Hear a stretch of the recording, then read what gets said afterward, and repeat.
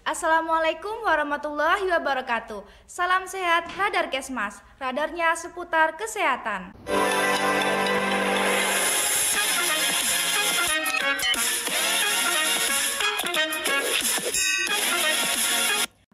Halo warga Kesmas Unusa, selamat datang di Radar Podcast Hima Kesmas Unusa. Pada podcast kali ini dan untuk beberapa waktu ke depan akan ditemani dengan saya, Rika, yang berkesempatan menjadi host untuk acara Radar Podcast Hima Unusa. Nah, pada pembahasan kali ini tentunya nggak kalah seru dengan pembahasan-pembahasan sebelumnya, yang dimana kita hari ini akan sharing-sharing pengalaman bersama mahasiswa berprestasi Kesmas Unusa. Nah, hari ini kita akan kedatangan tamu spesial yang akan berbagi pengalaman dan kisah yang sangat inspiratif. Tanpa berlama-lama, langsung saja kita panggil Kak Alia dan Kak Argo.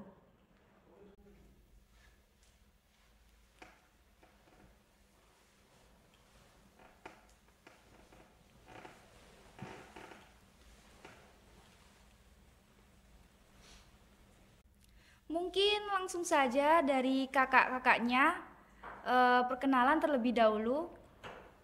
Baik. Dan menyebutkan angkatannya. Boleh. Halo semuanya, perkenalkan nama saya Nabila Alia Rahma, biasa dipanggil Alia. Saya dari angkatan 2023. Mungkin dari kakak sebelahnya. Semuanya, saya Argo Prasetya Ramadan. Saya juga sama dari angkatan 2023.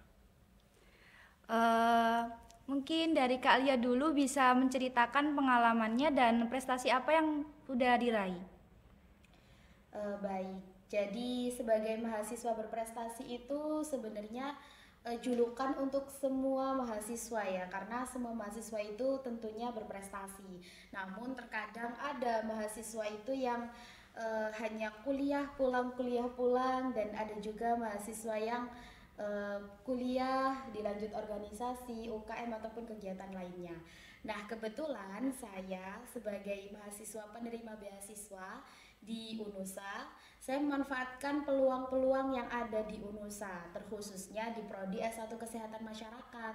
Di Prodi S1 Kesehatan Masyarakat ini banyak sekali peluang untuk mengikuti kegiatan-kegiatan. Jadi sangat mewadahi minat mahasiswanya untuk mengikuti perlombaan baik di tingkat nasional maupun internasional.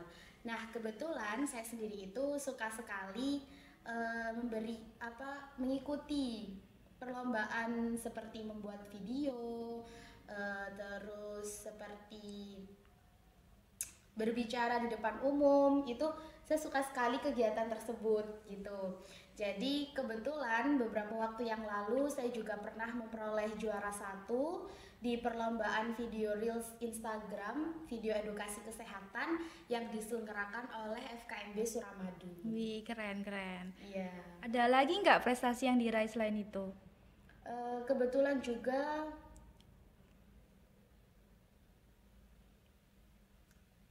ada sih beberapa itu seperti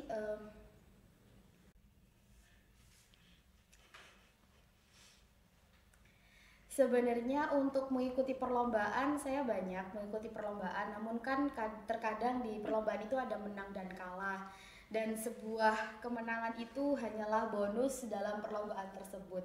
Jadi beberapa waktu yang lalu saya juga sempat mengikuti 2-3 perlombaan, itu juga terkait video edukasi, namun belum rezeki mungkin ya dapat juara gitu. Tapi untuk akhir-akhir ini saya juga mengikuti perlombaan healer yang diselenggarakan oleh BEM Fakultas Kesehatan. Itu saya juga mengikuti perlombaan itu dan sedang proses. Saya pernah dengar kalau Kak Alia ini pernah juara di IFOP yang diselenggarakan oleh Hima Kesmas Unusa, bener nggak? Ya betul, jadi waktu itu perlombaannya itu sebenarnya delegasi dari angkatan. Setiap angkatan itu mendelegasikan mahasiswanya untuk mengikuti perlombaan IFOP tersebut. Nah, kebetulan dari teman-teman angkatan saya itu banyak yang menolak untuk mengikuti perlombaan tersebut. Jadi awal mula saya mengikuti lomba, maksudnya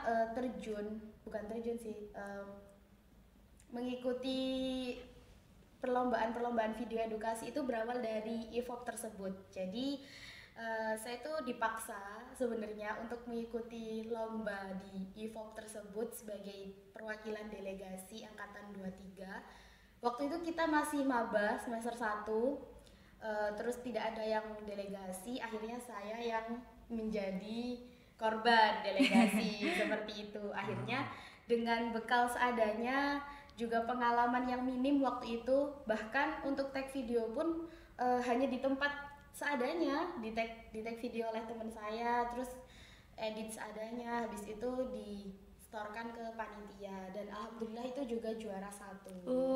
Keren. Iya, itu.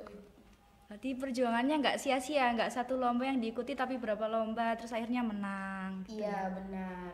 Dan setelah mengikuti perlombaan tersebut, saya juga mulai berpikir, terus sepertinya saya seru nih mengikuti lomba-lomba seperti ini, apalagi lombanya itu online, jadi tidak perlu datang ke tempatnya, bisa dilakukan di mana saja, jadi enak gitu.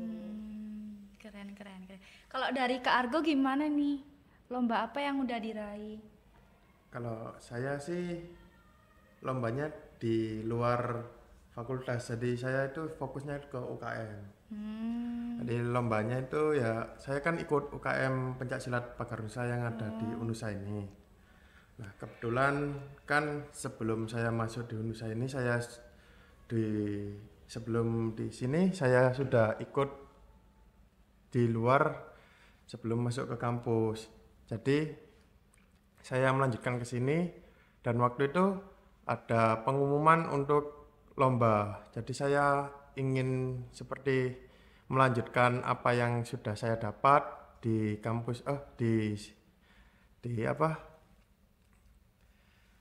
di luar sebelum saya masuk ke kampus ini, untuk melanjutkan di sini biar bisa berprestasi gitu. Pernah juara gitu nggak, Kak? Juara apa yang diraih itu? Kan tadi kan pencaksilat gitu. Iya. Aduh, alhamdulillahnya yang di kampus ini saya ikut kejuaraan tingkat nasional. Alhamdulillah itu 2 kali dan dua-duanya juara 1 semua. Keren. Saya mau tanya nih ke Kak Argo dulu, apa sih motivasi yang bisa buat diri Kak Argo itu semangat gitu jadi juara gitu? Kalau motivasi dari saya sih simple sebenarnya. Jadi kan lomba itu juga perlu mengeluarkan biaya kan, dan nggak sedikit pula. Dan di kampus ini kalau misalkan masalah biaya buat lomba, alhamdulillahnya di cover semua 100%. Jadi peserta tinggal latihan saja dan mempersiapkan diri. Jadi motivasinya ya kalau mau berprestasi, ayo semangat. Untuk masalah yang lain-lain bisa di cover dengan kampus. Gitu ya. Kalau dari Kak Lia gimana? Kalau dari saya, motivasi pertama itu tentunya dari orang tua. Jadi ibu saya itu sangat mendukung semua kegiatan yang saya lakukan gitu. Mulai dari kuliah, perlombaan, dan kegiatan organisasi ataupun UKM itu semua didukung oleh ibu saya. Jadi ibu selalu mensupport dalam segala kegiatan yang saya lakukan. Itu yang pertama. Yang kedua, tentunya dari Prodi S1 Kesehatan Masyarakat Unusa ini sangat mensupport untuk pembiayaan. Jadi setiap lomba itu kan ada biayanya, ada pendaftarannya, HTM-nya seperti itu. Nah, dari Prodi sendiri itu ketika ada perlombaan, bahkan ketika ada perlombaan itu Prodi selalu memberikan informasi kepada mahasiswanya siapa yang mau mengikuti perlombaan tersebut. Nanti untuk nama-nama delegasinya bisa disetorkan ke Prodi dan akan dibiayai. Jadi full dibiayai oleh Prodi. Dan kita sebagai mahasiswa yang mengikuti lomba itu seperti merasa semangat ya. Didukung ya, semangat karena saya dibiayain ini, berprestasi, jadi harusnya memberikan yang terbaik untuk prodi, seperti itu. Oh, jadi motivasinya juga dari orang tua, dari dosen, dari univ gitu ya. Nah, tadi kan udah menjelaskan atau menceritakan bagaimana pengalaman dan juga prestasi yang juga diraih selama ini dari Kak Argo dan Kak Alia. Nah, setelah ini saya ingin mengajak Kak Argo dan Kak Alia untuk bermain games seru-seruan. Apa ini? Apa ya kira-kira? Nah, saya akan mengajak Kak Alia dan Kak Argo untuk bermain game mitos atau fakta. Jadi rulesnya itu kayak gini. Misalnya saya tuh akan memberikan pertanyaan atau pernyataan mengenai mitos atau fakta. Kemudian dari Kak Argo dan Kak Alia bisa langsung menjawab. Kayak misalnya mitos gitu, jawabnya bareng mitos gitu. Dan setelah itu Kak Argo dan Kak Alia itu menjelaskan dengan secara singkat kenapa kok Jawabannya mitos atau fakta gitu. Apakah sudah paham dari Kak Argo dan Kak Alia? Iya, Baik. paham. Boleh. Baik, kalau gitu saya mulai ya. Untuk pertanyaannya, mitos atau fakta sih mahasiswa berprestasi itu harus sempurna gitu IPK-nya? Mitos. Mitos. Mitos. Kenapa Mitos. nih? Dari Kak Alia dulu deh. Karena mahasiswa berprestasi itu sebenarnya kalau IPK itu tidak harus sempurna ya. Bahkan beberapa teman-teman yang saya temui yang aktif di organisasi, di UKM atau lomba sekalipun itu IPK-nya ya tidak bagus, ya tidak jelek, tapi standar lah. Ya ada juga yang IPK-nya bagus, tapi yang nggak harus sempurna gitu. Karena kan kita juga membagi waktu antara menjadi mahasiswa dan menjadi mengikuti organisasi atau UKM, jadi kan waktunya itu juga terbagi-bagi gitu. Tapi dengan kegiatan-kegiatan tersebut tidak menyurutkan semangat kita juga untuk memprioritaskan kuliah itu sebagai prioritas utama. Jadi IPK itu juga salah satu menjadi acuan untuk mendapatkan nilai bagus, tapi nggak harus sempurna gitu. Jadi semua mahasiswa berprestasi itu nggak harus punya IPK yang sempurna gitu ya? Enggak, tapi kalau IPK tidak harus sempurna, tapi menjadi mahasiswa yang semangat dan menjadi mahasiswa yang berprestasi dan memiliki pengalaman yang banyak, itu yang menjadikan mahasiswa terbaik. Seperti itu. Gitu ya. Kalau dari Kak Argo gimana pendapatnya? Kemungkinan sih hampir sama sih seperti Kak Alia. Karena kan IPK sempurna kan berprestasi kan nggak harus IPK sempurna. Nah, seperti saya sendiri juga kan IPK-nya juga ya seperti itulah. Jadi tapi kan tergantung orangnya lagi. Kalau misalkan mau berprestasi plus IPK sempurna ya alhamdulillah bagus sekali gitu. Jadi ya harus berjuang keras. harus berjuang keras. Jadi ya kalau misalkan untuk mahasiswa nih yang lain-lain juga kalau misalkan mau berprestasi plus IPK juga bagus, mantap sekali itu. Ya tentunya itu harus ada kerja keras ya. Iya, Kak. kerja keras banget itu. Iya. Apalagi nanti juga waktu kita keluar dari kampus itu untuk mencari pekerjaan kan nggak harus IPK sempurna, nggak harus IPK bagus, tapi skill dan juga pengalaman yang dibutuhkan di dunia pekerjaan seperti itu. Jadi untuk teman-teman jangan ragu untuk mengikuti perlombaan atau kegiatan-kegiatan di kampus, tetap semangat gitu. Ini diajak oleh Kak Alia nih. Jadi nggak mahasiswa berprestasi itu nggak harus IPK-nya itu bagus gitu. Jadi bisa saja dia berprestasi tapi IPK-nya ya biasa saja kan bisa gitu kan. Sekarang pertanyaan kedua nih. Mitos atau fakta sih mahasiswa berprestasi itu nggak bisa ikut organisasi? Mitos sih Kak. Mitos. Mitos itu. Kenapa nih alasannya dari Kak Alia dulu? Karena saya sendiri itu juga mengikuti organisasi baik di dalam kampus maupun di luar kampus seperti itu. Jadi tidak ada halangan ya untuk mahasiswa berprestasi itu harus fokus mengikuti perlombaan, harus fokus kuliah, enggak. Tapi juga bisa mengikuti organisasi. Contohnya saya sendiri juga tergabung di kepengurusan HMKM Unusa periode 2024-2025 seperti itu. Dan di luar kampus juga ada organisasi juga sangat sibuk sekali di ya, Kak. IPNU, IPPNU gitu. Terus selain itu juga mengikuti UKM, jadi harus balance, ikut organisasi, UKM dan juga menjadi mahasiswa. Biar banyak pengalaman dong, nggak boleh disia-siain ini karena sebuah privilege ya bisa kuliah di Unusa seperti itu. Itu gimana ya itu cara bagi waktunya kok bisa gitu UKM, Bagaimana organisasi? itu, Kak? Kalau bagi waktu sih itu tergantung setiap orangnya ya. Kalau saya sendiri itu membagi waktunya kuliah 50% ya. 50% karena prioritas sekali kuliah. Nah, 50%-nya itu ya organisasi, UKM gitu. Tapi perlu diingat teman-teman kalau dalam 100% kegiatan kita itu misalnya 50% dibuat kuliah ya Kak ya. Untuk 20%-nya lagi organisasi, 20%-nya lagi UKM atau kegiatan lain. Nah, sisakan 10% untuk diri sendiri, quality time diri sendiri.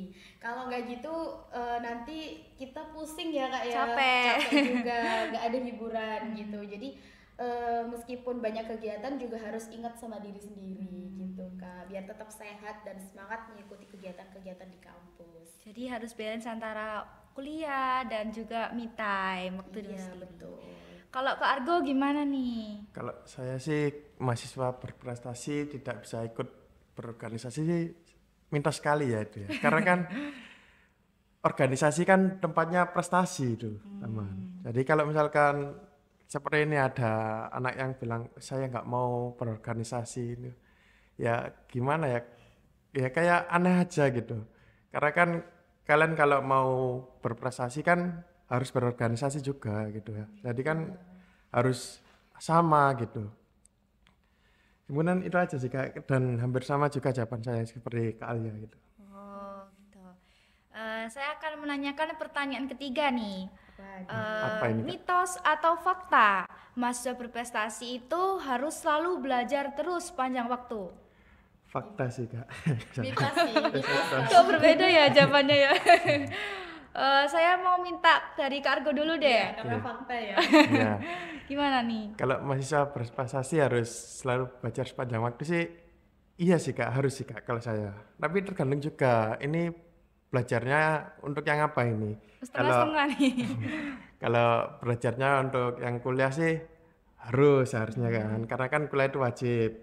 Dan kalau misalkan berprestasi, belajar itu kalau misalkan kalian mau kayak lomba mau berprestasi kan harus belajar dulu kan. Gak mungkin kalian seperti saya mau ikut kegiatan ini langsung lomba langsung menang. Ya kalau misalkan kesempatan hoki kalian sangat tinggi ya gak apa-apa alhamdulillah gitu kan. Tapi kan seharusnya kalau kalian mau berprestasi ya setidaknya kan harus mengetahui apa itu yang kalian ikuti dan lomba apa yang kalian mau ikuti juga. Jadi kan harus belajar gitu. Itu sih Kak. Jadi sebelum lomba itu harus belajar dulu ya gitu, itu harus Iya. belajar. Jadi nggak harus ikut langsung lomba gitu, nggak Iya. harus ya. Nah dari Kak Alia gimana nih? Kalau dari saya sih menjadi mahasiswa berprestasi harus belajar terus-menerus itu mitos. Kenapa? Ya, karena menurut saya nggak bisa dong gitu. Jangan sampai kita belajar terus-menerus ya Kak, harus balance juga dengan kegiatan yang lain. Misalnya kuliah nih Kak, kalau kuliah ya kita harus belajar ya Kak ya, apalagi UTS, UAS gitu kita harus belajar ya kan Kak. Tapi untuk mengikuti perlombaan selagi kita passion kita atau kita bisa dan itu sesuai dengan kemampuan kita, sekali dua kali mungkin kita belajar, tapi nggak yang harus dipikirin terus Kak, kayak aduh aku mengikuti lomba ini aku kepikiran terus, ya nggak gitu juga. Jadi ya mengalir aja. Kita mengikuti lomba itu di bawah santai, bisa dipikir sambil mengikuti kegiatan yang lain gitu, gak harus yang belajar terus-terusan. Ikut lomba tapi kuliah juga, kuliah atau belajar itu juga jalan gitu ya. Iya, harus jalan sama-sama gitu. Jadi nggak harus memikirkan satu kegiatan aja, misalnya kuliah aja, lomba aja, atau organisasi aja gitu. Jadi harus balance semua di belajar, tapi juga nggak belajar terus menerus gitu. Nanti capek dong kak. Stres. Iya capek, stres gitu. Oh iya kan tadi kan saya kan bilangnya fakta sih, yang mahasiswa berprestasi harus belajar. Ya tapi iya perlu diketahui lagi, tapi kan tergantung lombanya juga apa. Kalau sekarang kan, kalau saya kan itu lombanya kan pencak silat. Oh, Kalau bidang saya olahraga gitu ya. iya, kalau saya nggak belajar seperti tekniknya, pasti akan ketinggalan gitu. Perlu digarisbawahi lagi gitu. Iya. Tergantung apa yang kalian mau ikuti. Iya, kalau misalnya perlombaannya ini di bidang akademik, misalnya untuk penulisan esai atau artikel ilmiah, itu kan perlu belajar khusus ya kak, untuk penyusunannya itu seperti apa, referensinya itu dari mana saja, itu juga perlu belajar khusus gitu. Tapi kalau perlombaan yang video edukasi atau membuat konten-konten di TikTok Reels gitu, mungkin nggak harus ya belajar terus menerus, bisa disambi dengan pekerjaan yang lain. Perlu pengalaman juga ya kak. Iya. Oh gitu ya jadinya ya. Saya akan menanyakan nih pertanyaan keempat mengenai mitos atau fakta mahasiswa berprestasi itu nggak pernah gagal. Sangat mitos sekali sih Mitos kak. sekali ya kak. Saya tanya alasannya ke Kak Nabila dulu deh, Nabila Alia. Nah, kenapa saya jawab mitos? Karena ini juga terjadi di diri saya sendiri. Setiap mengikuti perlombaan itu kan ada menang dan kalah. Belum tentu saya itu menang terus gitu kak. Ya nggak mungkin. Ya mungkin kalau saya hoki ya kak ya. Tapi balik lagi, di setiap perlombaan itu ada menang dan kalah, dan ada kalahnya saya itu kalah kak. Kemarin juga beberapa kali saya mengikuti perlombaan video edukasi internasional, nasional, itu juga tidak juara gitu. Jadi meskipun tidak juara, tapi saya itu tetap bangkit lagi, ikut lomba lain lagi gitu. Jadi jangan menyerah setelah gagal. Ya udahlah, mungkin bukan passion saya, mungkin saya emang nggak bisa loh ikut lomba seperti ini. Oh jangan dulu, mungkin saja itu bukan kesempatan kamu juara, tapi bisa mengikuti lomba-lomba yang lain lagi gitu. Kemungkinan lebih besar lagi ya kak ya. Iya, kemungkinan lebih besar lagi. Siapa tahu di lomba yang lain kamu bisa rezeki dapat juara seperti itu. Karena kembali lagi di awal tadi saya bilang kalau juara itu hanya sebuah bonus. Yang terpenting itu di sebuah perlombaan, bagaimana pengalaman kita mengikuti lomba itu, bagaimana proses di setiap lomba itu pasti memiliki proses yang berbeda-beda di setiap lomba gitu kan. Berarti nggak boleh pesimis atau patah semangat buat meraih kemenangan itu ya. Bahkan orang-orang yang berprestasi di luar sana, orang-orang yang juara-juara itu dulunya juga pernah gagal juga kak. Iya, nggak langsung menang gitu enggak ya? Karena gagal adalah proses awal menuju keberhasilan. Iya. Gitu. Kata-kata hari ini. Kalau dari Kak Argo nih gimana nih? Ya sama kayak Kak Lia, tapi kan ya gitu, kayak mahasiswa berprestasi kalau misalkan kan gini kan, ada yang lihat dari sudut pandangnya berbeda. Wih, mahasiswa ini kok dikit-dikit menang. Oh, jangan dilihat dulu dikit-dikit menang. Dia Lihat itu prosesnya, iya, dia itu punya pengalaman kalah yang sebegitu banyaknya, makanya dia bisa menang.